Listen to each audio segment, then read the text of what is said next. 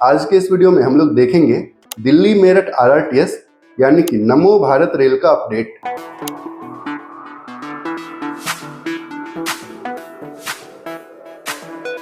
लेकिन दिल्ली में पॉल्यूशन देखिए।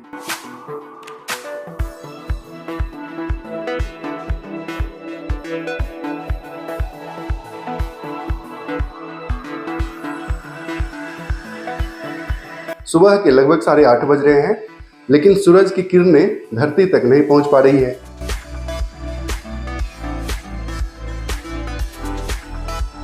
तो दिल्ली में एयर पोल्यूशन का क्या हाल है, ये तो दिल्ली वालों को पता ही है। चलिए हम देखते हैं कि आरआरटीएस का क्या हाल है। तो अगर स्टार्ट करें तो 2013 में दिल्ली एनसीआर में बेहतर पब्लिक ट्रांसपोर्ट के लिए टोटल 8 रूट में आरआरटीएस को अप्रूव किया गया था। और आरआरटीएस का रूट दिल्ली के बाहर उत्तर प्रदेश, हरियाणा और राजस्थान को भी कनेक्ट करती है।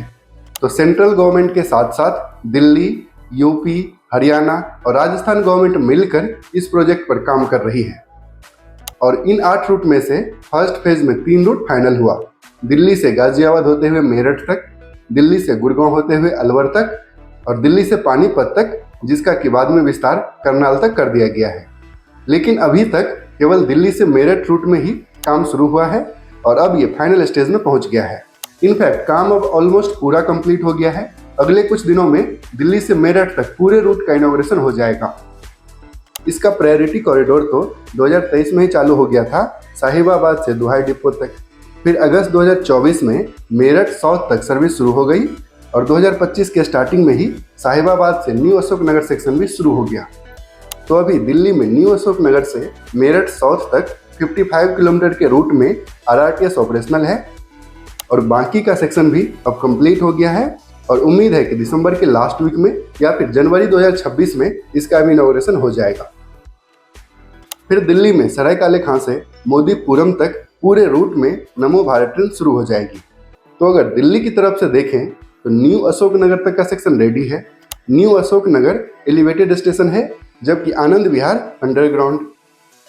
और Anand Vihar multi modal transport का हब बन गया है, जहां से आरआरटीएस के अलावा रेलवे, मेट्रो और आईएसबीटी सब एक दूसरे से इंटरकनेक्ट है और सेम टाइप की कनेक्टिविटी सराय काले खां स्टेशन पर भी होगी। तो आइए देखते हैं सराय काले खां आरआरटीएस स्टेशन। तो ये है सराय काले खां स्टेशन। ये स्टेशन ऑलमोस्ट रेडी है, लेकिन आरआरटीएस के पूरे कॉरिडोर में ये सबसे बड़ा और सबसे इम्पोर्टेंट स्टेशन होगा, क्योंकि आरआरटीएस की तीनों लाइन यहीं से शुरू हो रही है और इसके अलावा ये मल्टी मॉडल ट्रांसपोर्ट का भी हब है। जैसे देखिए, ये है हजरत निजामुद्दीन रेलवे स्टेशन, इधर है सराय काले खां आईएसबीटी और इसके अलावा दिल्ली मेट्रो के पिंक लाइन की भी कनेक्टिविटी है। और ये है रिंग रोड यानी कि NH44। तो यहाँ पर हाईवे के अलावा रेलवे, मेट्रो, आईएसबीटी और नमो भारत सभी टाइप की कनेक्टिविटी मिलती है। और आरआरटीएस से रेलवे स्टेशन को कनेक्ट करने के लिए ये फुट ओवर ब्रिज बनाया जा रहा है। इसके ऊपर एस्केलेटर भी इंस्टॉल किया जा रहा है।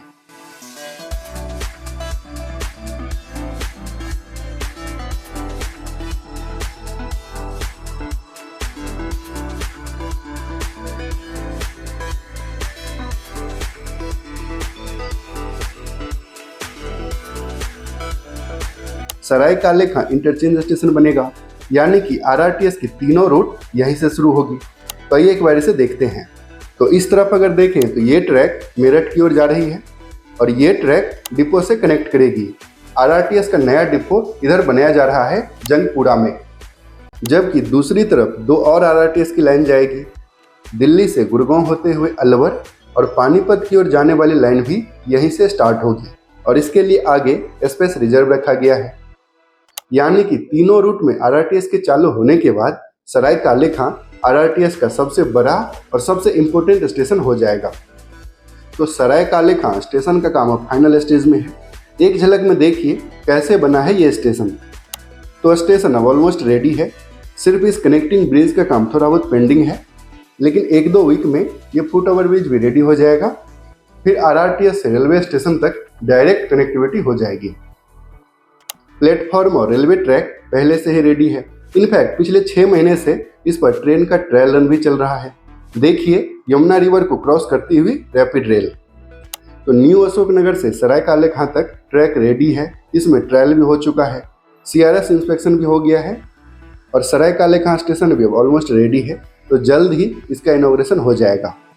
जबकि मेरठ की साइड देखें तो मेरठ साउथ तक 2024 से ही ऑपरेशनल है और मेरठ साउथ के बाद RRTS के केवल 3 स्टेशन हैं, शताब्दी नगर, बेगमपुल और मोदीपुरम।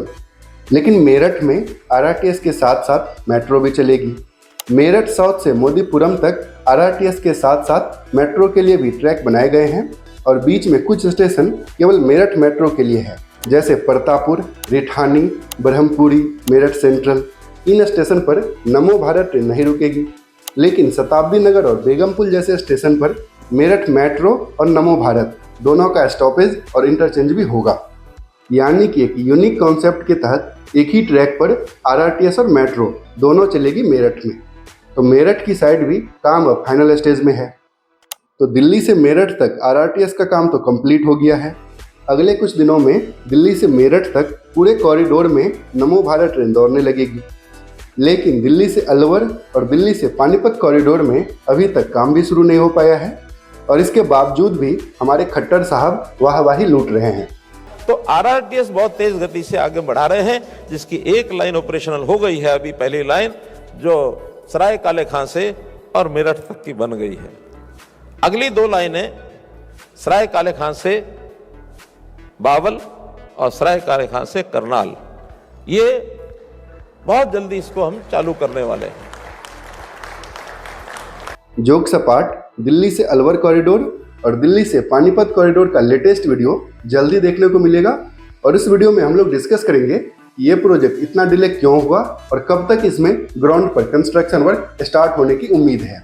लेकिन इन तीनों कॉरिडोर के अलावा पिछले कुछ वर्षों में RRTS के 2 और कॉरिडोर अप्रूव हुआ, एक गाजियाबाद से जेवर एयरपोर्ट तक और दूसरा गुड़गांव से फरीदाबाद होते हुए ग्रेटर नोएडा तक।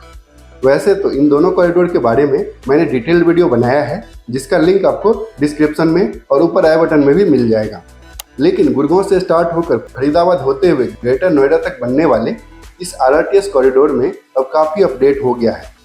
इसका DPR यानी कि डिटेल्ड प्रोजेक्ट रिपोर्ट बन गया है और इसे हरियाणा गवर्नमेंट के पास अप्रूवल के लिए भेज दिया गया है। 15,000 करोड़ रुपए का प्रोजेक्ट है और नेक्स्ट ईयर ही इसमें कंस्ट्रक्शन वर्क शुरू होने की उम्मीद है। लेकिन इसके रूट में चेंजिंग की बात भी चल रही है। अभी जो DPR बना है उसमें ये RRTS गुड़गांव में इफ्को चौक से स्टार्ट हो रही है, लेकिन अब इसे खिड़की दौला से शुरू करने का सजेशन है। वैसे हरियाणा में यही प्रॉब्लम है।